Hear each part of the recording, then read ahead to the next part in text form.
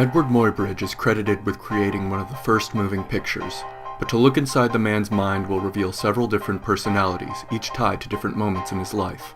Early in his life, he was a historian, obsessed with England and his ancestry, moving back and forth from the States to his hometown several times, and changing his name almost as much. He would often travel from his home in California by stagecoach to gain passage to Europe, where he would buy antique books to sell back in America. It was on one of these stagecoach trips that he was in a horrible accident. When he woke up in Arkansas, he had suffered severe brain trauma. Somehow, it awoke a new sense of purpose in his life: photography. He started taking pictures of the American West and became well regarded for his landscape photography. He was approached by California's governor, Leland Stanford, who had made a bet and needed assistance. He believed that when a horse is galloping, there is a moment when all its hooves are off the ground. He wanted Muybridge to use his photography and prove it to be true. This was impossible until Muybridge used a new technique. Setting up multiple cameras with trip wires, he had a horse gallop along the track, tripping each wire and setting off the cameras. This didn't just prove Stanford's theory, however. Looking at all of the photos in order created something looking like motion. He developed a projector that could show all of these pictures to large audiences. He made many of these moving pictures, but something soon got in the way. When Muybridge was 42, he married his 21-year-old wife Flora and had a son Florado. Unfortunately, he soon learned through intercepted letters that his wife was cheating on him with another man. He went to the man's doorstep, said something witty, and shot him point blank.